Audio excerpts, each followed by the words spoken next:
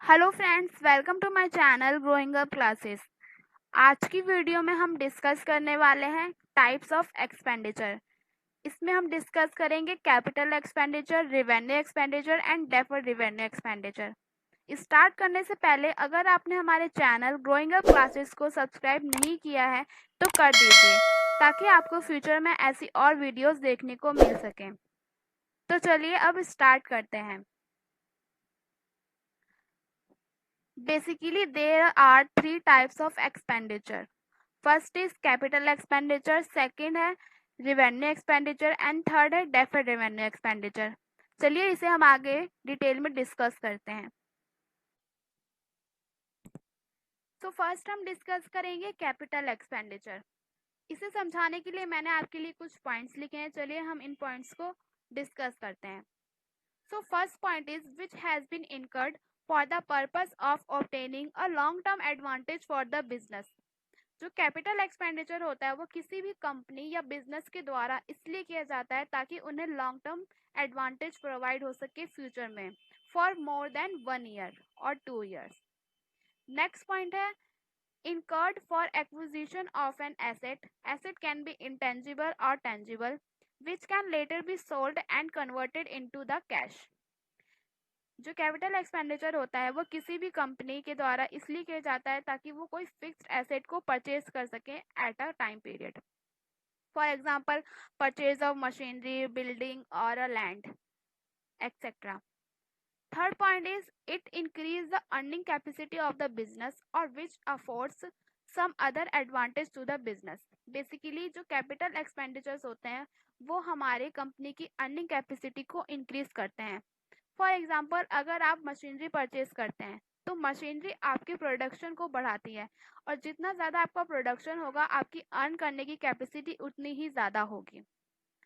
Fourth point is usually one time cost. Basically जो capital expenditure होता है वो वन टाइम किया जाता है। ये ऐसे एक्सपेंडिचर होते हैं जिन्हें बार बार नहीं किया जाता, ये बेसिकली वन पीरियड के लिए होते हैं। सो कैपिटल एक्सपेंडिचर्स के एग्जाम्पल हैं। First is expenditure incurred in increasing the quantity of fixed assets such as additional furniture, plant, building. And next example है expenditure for acquiring the right of carrying on a business such as the purchase of patent rights, copyrights, goodwill, etc. Next है हमारा revenue expenditure. इसे समझाने के लिए भी मैंने आपके लिए कुछ पॉइंट्स लिखे हैं। चलिए हम इन पॉइंट्स को समझते हैं। So first point is arise out of and in the course of regular business transaction of concern. Basically जो revenue expenditure होते हैं वो बिजनेस के डे टू डे एक्सपेंसेस होते हैं which has been arise during the production or any other activities of business. Next है benefit of which are usually received within the same accounting year. जो revenue expenditure के benefits हैं वो हमें with in the same accounting period receive हो जाते हैं। Third point is expenses incurred to generate revenue.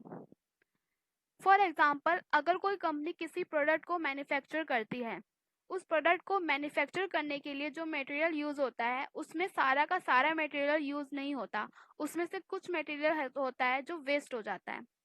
तो उस वेस्ट मटेरियल को हम रिवेन्यू एक्सपेंडिचर में इंक्लूड करते हैं, ना कि कॉस्ट में।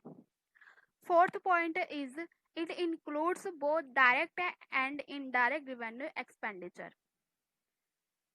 Next है examples of revenue expenditures. So first example is cost of goods purchased for resale. Second example is depreciation of fixed asset or interest on loans for the business. Third is expenditure incurred in the normal course of running the business such as administration expense, cost arise in the manufacturing and selling the products. Last है हमारा deferred revenue expenditure. It is an advance payment for goods and services. Basically जब कोई company future में arise होने वाले expenses की payment present में कर देती है उसे हम डेफर्ड रेवेन्यू एक्सपेंडिचर कहते हैं। Second point is the benefit of which is to be received only in the future either the current accounting period. इसके जो बेनिफिट होते हैं वो हमें फ्यूचर में मिलते हैं ना कि करंट पीरियड में। Third point is it is similar to prepaid expenses but there is a minute difference of receiving benefits. Prepaid expenses वो एक्सपेंसेस होते हैं जिनकी पेमेंट हम टाइम पीरियड से पहले कर देते हैं, एंड डेफर्ड रेवेन्यू एक्सपेंडिचर्स भी सेम होते हैं जिनकी पेमेंट हम टाइम पीरियड से पहले कर देते हैं, बट इनके बीच में एक माइन्यूट डिफरेंस होता है ऑफ रिसीविंग बेनिफिट्स। जो प्रीपेड एक्सपेंसेस के बेनिफिट्स हैं वो हमें with in the accounting period receive हो जाते हैं, बट डेफर्ड रेवेन्यू एक्सपेंडिचर के बेनिफिट्स हमें फ्यूचर में मिलते हैं, with in the accounting period वो रिसीव नहीं होते। Fourth point is until the benefit is received, the expense is treated as an asset on the balance sheet. जब तक हमें उस एक्सपेंस का बेनिफिट रिसीव नहीं हो जाता तब हम उसको बैलेंस शीट में एसेट साइड शो करते हैं।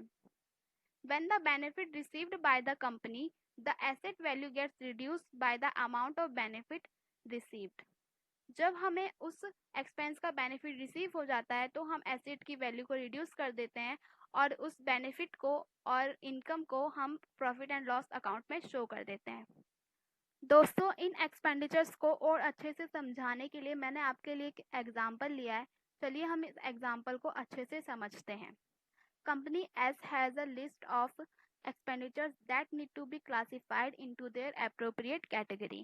As the bookkeeper of the company, can you classify them into either capital revenue or deferred revenue expenditures? तो हमें कंपनी एस के कुछ एक्सपेंडिचर्स दिए हुए हैं, हमें इन एक्सपेंडिचर्स को कैपिटल रिवेन्यू और डेफर्ड रिवेन्यू एक्सपेंडिचर्स में डिवाइड करना है। तो चलिए स्टार्ट करते हैं। दोस्तों, क्वेश्चन को स्टार्ट करने से पहले एक बार हम रिवाइज कर लेते हैं definitions of types of expenditure. तो कैपिटल एक्सपेंडिचर्स वो एक्सपेंडिचर्स होते हैं जिनकी कॉस्ट वन टाइम होती है एंड जो हमें मल्टीपल ईयर्स के लिए बेनिफिट प्रोवाइड करते हैं। रेवेन्यू एक्सपेंडिचर्स वो एक्सपेंडिचर्स होते हैं जो during the business activities arise होते हैं एंड जिनका बेनिफिट हमें with in the accounting period मिल जाता है। At deferred revenue is related to advance payment of expenses. तो चलिए हम इसका आंसर देखते हैं। फर्स्ट है हमारा परचेज ऑफ रॉ मटेरियल्स। हमें पता है परचेज ऑफ रॉ मटेरियल्स हमारा रेगुलर यूज होता है बिजनेस में एंड इसका जो बेनिफिट होता है हमें with in the accounting period मिल जाता है, इसलिए हमारा ये रिवेन्यू एक्सपेंडिचर है। एंड रिवेन्यू एक्सपेंडिचर के अंडर ये डायरेक्ट एक्सपेंडिचर्स में इंक्लूड होता है। इलेक्ट्रिसिटी बिल्स भी हमारा रिवेन्यू एक्सपेंडिचर है but it is a indirect expense.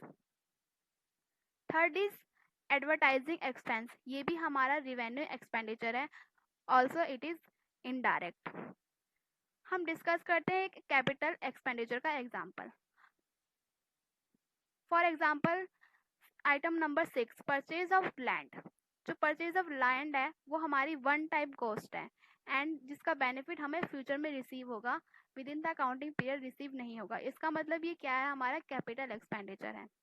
Third हम डिस्कस करेंगे डेफर्ड रेवेन्यू का example. 1 year advance subscription payment for trade magazine. Company ने क्या किया, वो उन्होंने 1 ईयर की एडवांस पेमेंट कर दी फॉर ट्रेड मैगजीन्स के लिए। तो ये इसका बेनिफिट हमें कब रिसीव होगा, फ्यूचर में रिसीव होगा, इसलिए हमारा ये डेफर्ड रेवेन्यू एक्सपेंडिचर्स में आएगा। सैलरीज है हमारा, सैलरीज भी हमारा रिवेन्यू एक्सपेंडिचर है बट ये इनडायरेक्ट एक्सपेंडिचर है। डायरेक्ट सेलिंग एक्सपेंसेस भी हमारा रिवेन्यू एक्सपेंडिचर है but it is a direct expenditure. So दोस्तों, इसी तरीके से आपको ये सारे एक्सपेंडिचर्स को क्लासिफाई करना है। सो दोस्तों, ये था हमारा आज का वीडियो। अगर आपको हमारी ये वीडियो अच्छी लगी हो तो इसे लाइक शेयर एंड कमेंट ज़रूर कीजिएगा एंड आई होप आपको ये सारे एक्सपेंडिचर्स अच्छे से समझ में आ गए होंगे। अगर नहीं आए तो आप मुझे कमेंट बॉक्स में कमेंट करके बता सकते हैं, मैं कोशिश करूँगी आपकी सारी प्रॉब्लम्स को सॉल्व करने की। थैंक यू दोस्तों फॉर वॉचिंग दिस वीडियो।